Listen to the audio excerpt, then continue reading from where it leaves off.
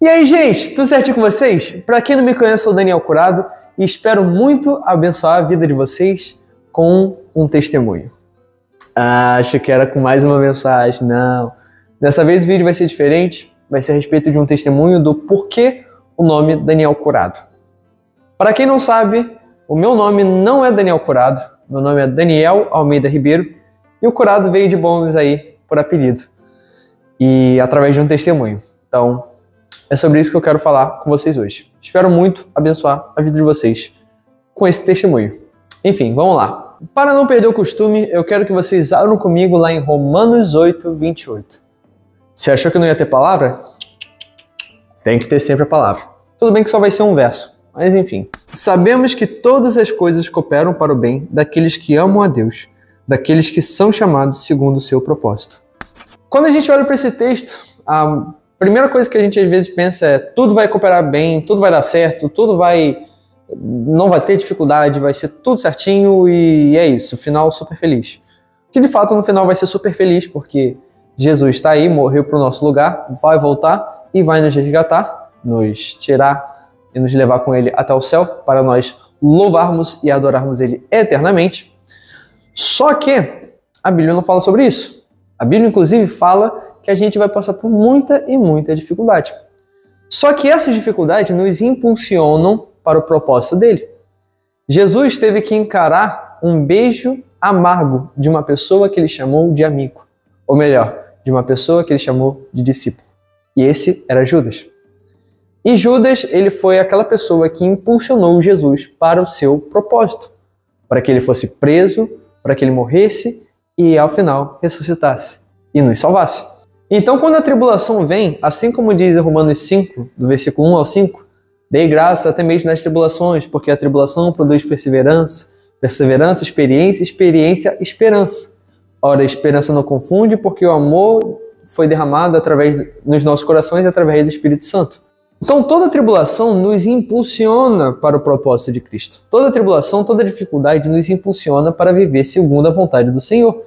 E nós não passamos essas tribulações de maneira triste. Pelo contrário, nós passamos de maneira feliz, porque o Senhor está conosco, porque nós conhecemos mais intimamente Ele. Por isso, Paulo, lá em Filipenses, ele sempre falava, alegrem-se. Repito, alegrem-se. E quando ele estava escrevendo sobre isso, que ele já teve muito, teve pouco, ele estava falando de um contexto onde ele estava preso, sofrendo, passando fome, frio e tudo de ruim acontecendo. Mas ele não deixava de se alegrar, porque o Senhor estava com ele. Da mesma forma, somos nós. Mas agora, depois desse breve contexto, vamos abordar sobre o melhor acontecimento que já me aconteceu na minha vida. Não é o melhor, mas eu sempre gosto de botar essa coisa para exagerar, porque é um ótimo gancho evangelístico. Eu vou falar a verdade. Sempre tenho estratégias evangelísticas para prender a atenção da pessoa. O ano era 2019. No início do ano, tinha acabado de entrar na Academia da Fé, que é a igreja que eu congrego, e no final do ano eu acabei sofrendo um acidente, onde eu quebrei o queixo e os dois lados da mandíbula. Sendo mais preciso, isso aconteceu em novembro, iníciozinho de novembro, eu acho que foi no dia 11, dia 17, por aí. Esse acidente aconteceu porque eu estava andando de skate. E aí você deve pensar, nossa, você era daqueles caras radicais que fazia manobra que... Não era essa situação. Na verdade, eu andava com um skatezinho long, mini long, assim, pequenininho. E esse acidente só aconteceu porque eu fui inventar de pegar caroninha com a minha mãe.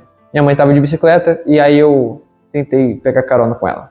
Você pode estar se perguntando como de achos isso aconteceu. Basicamente, o cabeção aqui quis pagar de estiloso na hora de pegar caroninha com a mãe e foi assim, ó, com uma mão para trás, outra na frente e ela pedalando a milhão. E para os entendedores de skate, eu andava de jeito mongo. E para quem não sabe o que é andar de jeito mongo, é resumidamente andar de jeito errado, do jeito errado. Então somou minha mãe andando rápido, eu andando de uma pose muito estranha e que eu achava que eu tava, na minha cabeça estava pagando do estiloso, e andar de jeito errado, somou e acarretou do skate parar e eu conheci a inércia. O skate parou e eu continuei em movimento. Só que como minha mão estava na frente e uma atrás, eu não consegui ter tempo de reação. Então toda essa velocidade eu parei no queixo. Então eu consegui rachar o queixo no meio, quase pegou a raiz dos 4 dentes aqui de baixo e os 2 lados da mandíbula. Fiquei só com um fiozinho de osso pendurado. Depois de correr para o hospital, para emergência, ficar em análise para saber o que tinha acontecido, cirurgia e tudo mais, no final das contas eu acabei botando 2 placas no queixo e tive que amarrar minha boca toda.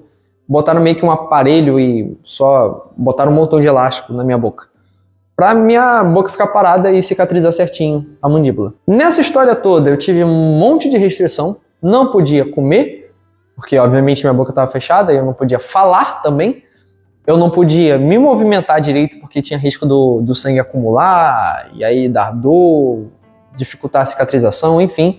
E também não conseguia dormir direito, porque eu sempre dormi daquele jeitinho meio conchinha, assim, meio posição fetal, e eu não podia virar a cabeça, eu tinha que ficar com a cabeça reta. Então ficava meu pai e minha mãe revezando durante a madrugada para ver se a minha cabeça tinha virado pro lado, involuntariamente, e eles tinham que sempre ficar me acordando e me ajeitando.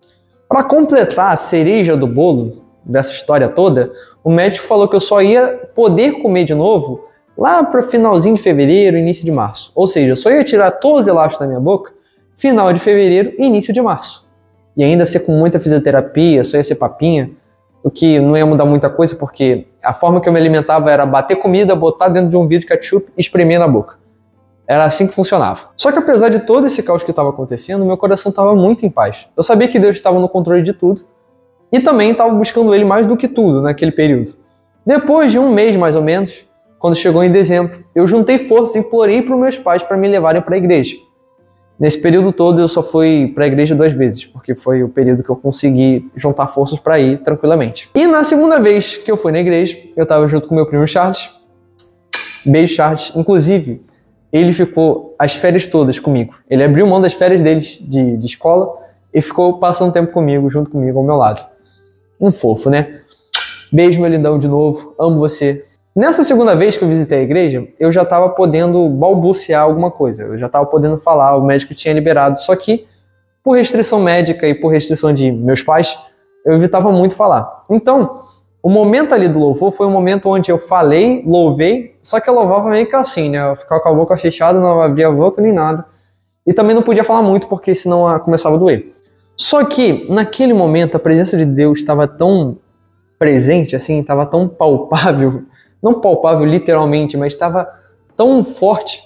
E eu estava ali orando com o Senhor, orando em línguas assim, orando, e simplesmente orando. E aquela presença foi tão forte que eu simplesmente, com todos os elásticos na boca, com menos de um mês de cirurgia, eu simplesmente abri a minha boca. Eu abri a minha boca, eu estava ali orando, estava ali entregue na adoração, assim, orando com a boca fechada. E aí simplesmente eu abri a boca no meio da adoração. E eu fiquei em choque, porque eu não senti dor nenhuma. Eu abri a boca, eu tentei de novo, eu abri a boca de novo, estava funcionando perfeitamente. Eu até virei pro meu primo, como testemunha, abri a boca na frente dele.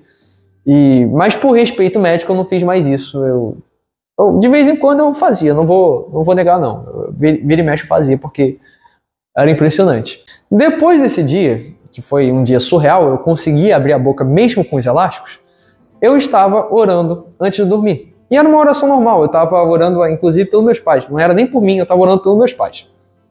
E aí simplesmente uma voz, eu nunca tinha presenciado isso antes na vida. Sempre ouvia pessoas falando, nossa, Deus acabou de me falar, o Espírito Santo acabou de me direcionar a fazer isso, de te falar isso. Eu nunca entendia mais ou menos como era, não sabia que isso estava disponível para todos. Então para mim aquilo foi um choque, eu fiquei meio, o que está acontecendo? E o Senhor falou exatamente isso. Tenha fé, porque você vai voltar a comer mais cedo do que você espera. Eu não pensei 2 vezes, eu criei naquela palavra que foi dita para mim. E eu fiquei, beleza, tranquilo. Dias depois, fui visitar o médico para fazer aquele check-in. Fazer aquele, opa, tá tudo certinho? Vamos ver se tá tudo certinho. O médico olhou meus exames, olhou tudo e falou, nossa, impressionante, essa recuperação sua tá melhor do que esperado. Vamos remarcar para tirar esse elástico no dia 12 de janeiro. Ou seja, eu só ia tirar os elásticos lá para o final de fevereiro e início de março. Só que o médico falou que eu ia tirar os elásticos, voltar a comer no dia 12 de janeiro. Por si só, isso já seria um milagre, eu já tava pulando de alegria. Eu, tipo, mano, aquela voz, de fato, aconteceu, se cumpriu. Que doideira! Só que aí, depois dessa notícia, o médico jogou meio que um balde de água fria, falando, mas vai precisar de fisioterapia, isso é garantido. Só vai poder comer papinha, então não vai mudar muito da sua alimentação. E no geral é isso. Só que apesar disso, eu estava muito feliz, porque o que o Senhor tinha dito para mim tinha se cumprido. E aí, chegou na virada do ano, faltando 2 semanas para tirar os elásticos, eu orando de madrugada mais uma vez, orando de novo pelos meus pais, nem pela minha situação, o Senhor chega e fala exatamente assim: tenha fé, porque você não vai precisar de fisioterapia. Eu falei, cara, se a primeira vez deu certo, eu vou crer nessa segunda vez, não vou nem pensar 2 vezes. E aí, no dia seguinte, eu comecei a anunciar para a família toda, para Deus e o mundo, que não vou precisar de fisioterapia, não vou precisar de fisioterapia, não vou precisar de fisioterapia, não vou precisar de fisioterapia, eu não vou precisar de fisioterapia. E quando eu falei isso para minha mãe, uma mulher de fé, varoa valorosa, colocou a mão sobre os meus ombros e falou: eu admiro muito a sua fé, mas isso não vai acontecer. Meus amigos, que pancada no queixo. Mas apesar disso, eu continuei crendo. E chegou o dia de tirar os elásticos. O médico estava preparando seus equipamentos para tirar os elásticos do meu dente. E eu simplesmente, quando ele vira, eu abro a boca na frente dele, tipo, olha o que eu aprendi. Na hora ele toma um susto, tipo, não era para você estar conseguindo fazer isso. E começa a tirar todos os meus elásticos, falando, você está curado. Não vai precisar de fisioterapia nenhuma, pode voltar a comer normalmente. Eu só dou um aconselhamento de não comer coisa muito dura. Mas já tá curado, tá tudo certinho. E foi tirando com maior alegria. Isso foi um milagre. Minha mãe ficou em choque, todo mundo ficou em choque. E no final das contas, tudo deu certo. E eu vou falar pra vocês, voltar a comer normalmente, depois de você passar 2 meses só no vidro de ketchup, só com comida batida, meu amigo, é outra história. O tanto que eu tava ansiando por um arroz, feijão e ovo, não tá escrito. É sério. Depois disso tudo, por ter ficado muito tempo parado e deitado, a minha coluna ficou meio atrofiadinha. E vira e mexe eu sentia uma dor muito forte, eu tinha que ficar deitado assim, parado até a dor passar. E depois eu voltava a fazer as coisas normalmente depois que a dor passava. E isso, eu vou te falar que se estendeu por um tempo. Só que aí o que acontece? Chegou a pandemia, início da pandemia, e o meu amigo Pedroca, já falei sobre ele no vídeo anterior, inclusive, beijo Pedroca, e ele acabou me chamando para a célula da nossa igreja, chamada Conexão, que estava acontecendo de maneira online lá. E assim, eu entrei na reunião, foi incrível, e chega no momento final da nossa célula, a gente ora pelas pessoas, por cura, por tudo. E aí, justamente naquele momento, a minha coluna decide travar, dar uma travada e começa a doer muito. E aí eu aproveitei um momento e falei, galera, tô precisando de oração aqui nesse momento. Tem como orar por mim, por favor? E nesse momento, o Xande Brasil, Alexandre Brasil, beijo, Xande. Cara, eu tô fazendo muita menção a muita gente. Já foi Chá, já foi Pedro, agora Xande. Meu Jesus. Mas enfim, fazem parte da história. Como ele tinha esse voluntariado, ele foi lá e orou por mim. Quando ele termina a oração, a minha dor desaparece naquele momento. E eu, tipo assim, impressionado que foi instantânea a cura, eu começo a pular e gritar, eu sou curado, eu sou curado, eu sou curado, eu sou curado. E como na reunião tinha mais de um Daniel, quase que eu falo mais de um curado, como nessa reunião tinha mais de um Daniel, acabaram botando o meu apelido de Daniel Curado.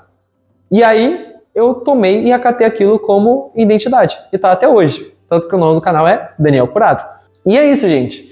Esse foi o meu testemunho e também é a prova de que todas as coisas cooperam para o bem daqueles que amam a Deus. O processo meu foi doloroso? Foi, e foi muito. Só que apesar disso, eu vi a mão e o cuidado do Senhor o tempo todo comigo. Ele cuidou de mim. E depois desse processo, eu estive mais íntimo dele do que nunca. E ali eu comecei a aprofundar mais no meu relacionamento com Deus. Esse acidente foi o pontapé inicial, digamos assim, de toda a minha caminhada e da onde estou aqui. De novo, repito, todas as coisas cooperam para o bem daqueles que amam a Deus. E aqueles que amam a Deus desejam ser mais parecidos com Cristo. Ou seja, todas as coisas ao nosso redor vão nos impulsionar para sermos mais parecidos com Cristo. Entendem? E é isso, gente. Espero muito ter abençoado a vida de vocês com esse testemunho. Se inscrevam no canal, curtam esse vídeo, ativem o sininho da notificação e comentem aqui embaixo. Sei que eu demoro para responder, eu vou tirar um tempinho para responder direitinho, mas no mais é isso. Um beijo no coração de melão de vocês, até o próximo vídeo. Tchau, tchau.